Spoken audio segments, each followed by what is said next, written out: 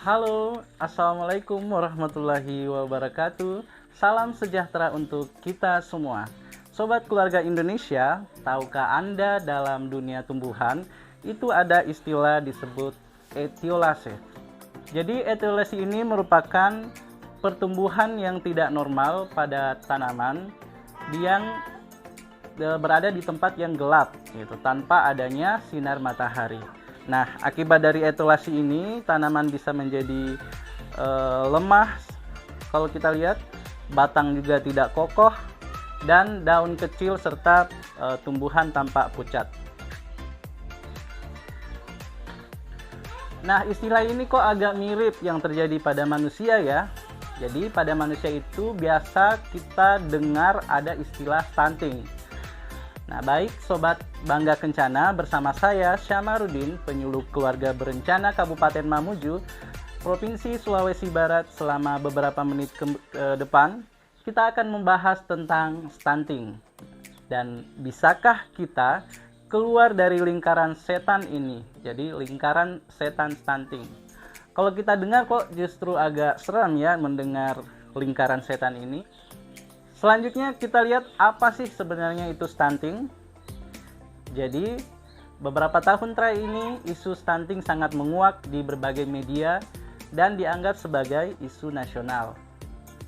Nah, jadi stunting itu merupakan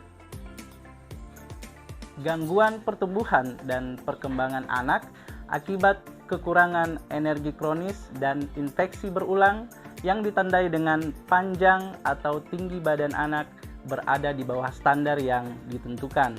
Ini berdasarkan Perpres nomor 72 tahun 2021 tentang percepatan penurunan stunting. Lalu, kenapa masalah stunting ini bisa terjadi? Ada dua penyebabnya yang terjadi baik secara langsung maupun secara tidak langsung. Kalau kita lihat, secara langsung dia dipengaruhi oleh tentunya konsumsi gizi, dan yang kedua adalah infeksi penyakit.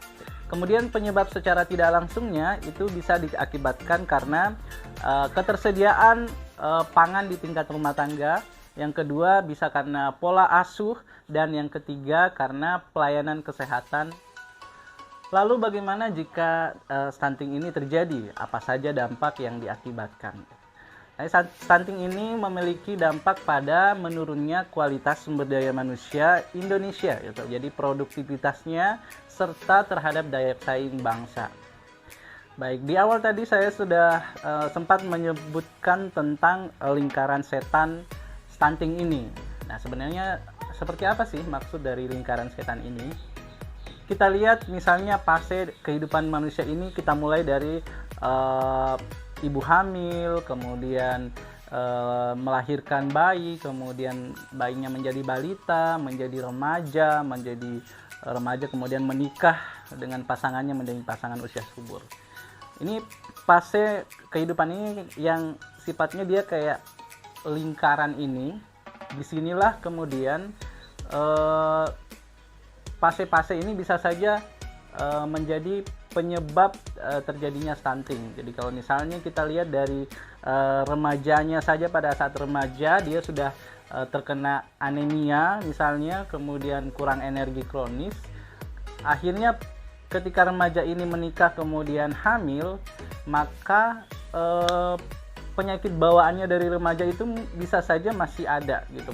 Nah, akibatnya apa? Ketika melahirkan seorang bayi, resikonya bisa bayinya itu BBLR atau berat badan lahir rendah. Itu ketika bayi ini lahir di bawah 2,5 kg. Nah, resikonya ketika dia BBLR inilah yang kemudian resikonya lebih tinggi untuk bisa terkena stunting. Intervensi yang bisa kita lakukan, misalnya kita mulai startnya dari masa remaja. Maka di masa remaja itu kemudian kita melakukan pemberian tablet tambah darah untuk mengatasi masalah anemianya. Kemudian hal lain yang sangat perlu kita lakukan itu adalah membentuk di lingkungan sekitar kita itu posyandu remaja. Kemudian yang selanjutnya itu adalah melakukan edukasi tentang penyiapan kehidupan berkeluarga bagi remaja. Nah, kemudian kita meranjak pada masa 1000 hari pertama kehidupan, yaitu di saat seorang ibu itu hamil. Intervensi lain yang bisa kita lakukan untuk ibu hamil ini adalah dengan juga memberikan tablet tambah darah. Tablet tambah darah ini secara otomatis untuk mencegah terjadinya anemia pada ibu hamil. Selanjutnya itu adalah dengan melakukan kunjungan secara berkala ke fasilitas kesehatan atau setidaknya ke bidan desa. Tentu saja asupan bagi ibu hamil ini harus kita tingkatkan. Jadi pada fase kehamilan itu secara otomatis kebutuhan gizinya itu lebih meningkat, sehingga asupannya juga harus lebih ditingkatkan lagi.